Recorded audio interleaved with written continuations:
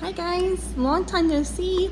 If you're new here, my name's Beth. I teach 4th and 5th grade in Missouri, and this has probably been the longest stretch that I have not made a video for. But good news for you, it's classroom setup, so it's like we're meeting again for the very first time. I'm still in the same district in Missouri. I'm still teaching the same grades. Not much has changed except, you know, we added a member to our family, another little boy in December. So life has just been super crazy, and I can't wait to pick back up the camera and show you what I'm doing in my classroom and what my classroom is going to look like for this year. So if you want to follow along on this journey with me, go ahead and hit the subscribe button and like the video to see more content. I'm going to forewarn you, my classroom is a disaster. So let me just show you what I'm working with and try to brainstorm what's going on in the here and now. So this is the view of my classroom. You walk into my door. So my door is here. Lots of crazy chaoticness, lots of clutter.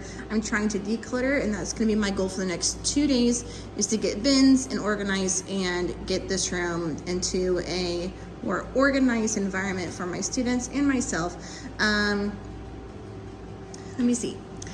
We've got bulletin boards with the smiley faces. I really want to make the room super happy this year, so we're gonna do smiley faces and checkers and that kind of theme going on.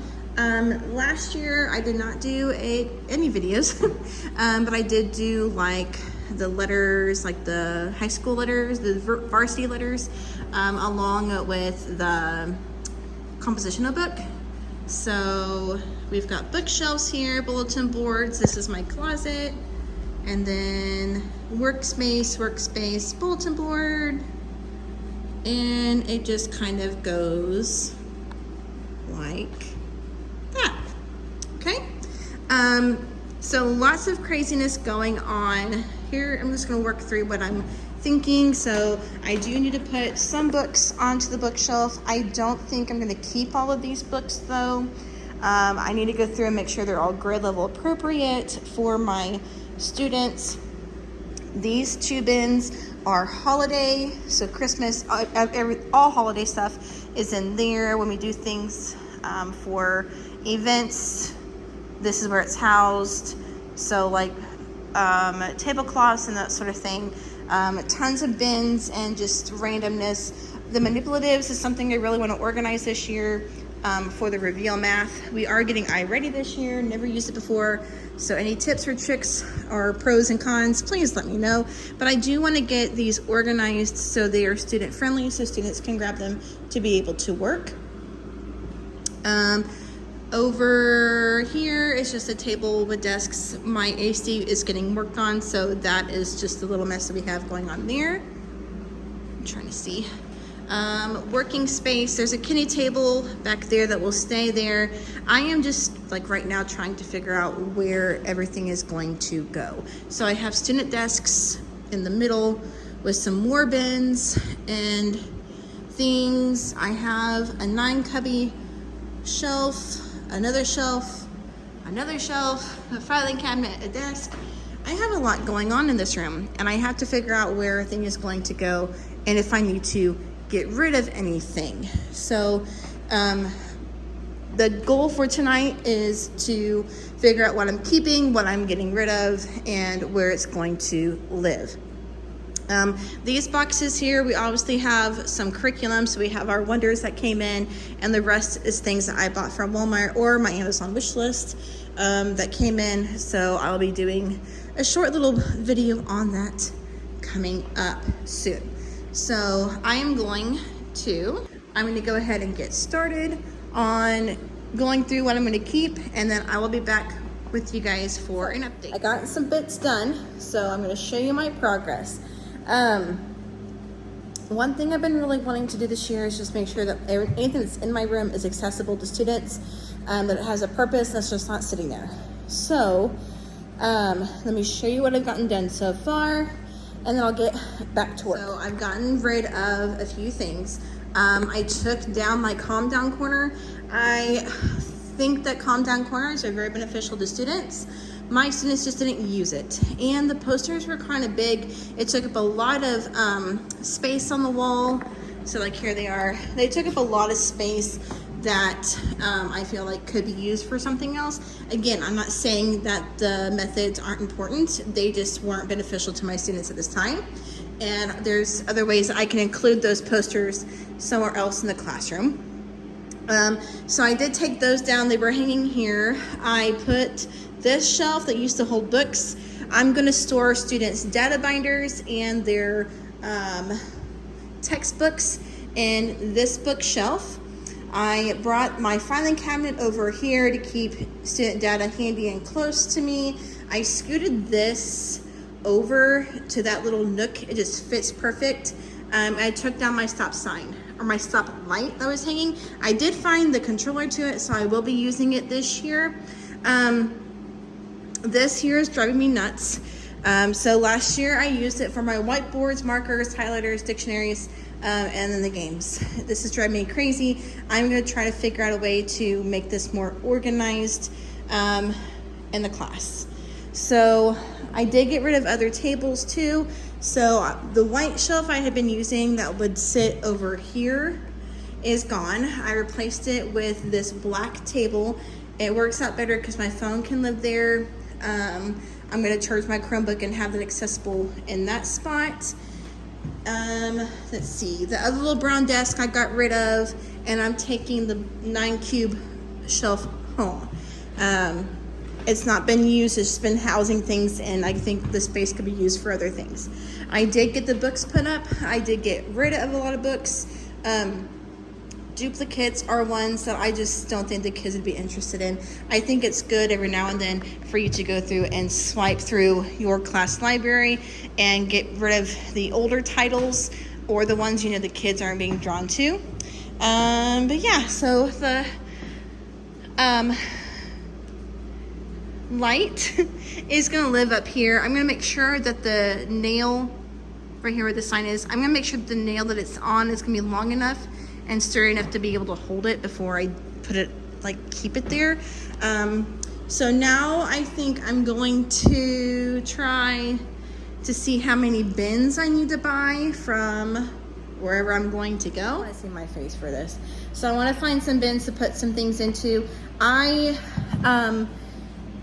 did some work on my closet, so I need to move some things around. So let's travel in there and let me show you what I'm working with right now, and then we can kind of see what is going on. So the closet I did not use for students last year based off of some certain circumstances.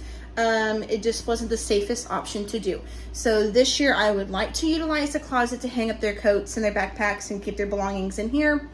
This school year, we will just kind of see how it goes. The procedures and expectations need to be drawn down pretty quick and for it to work efficiently like I would like it to.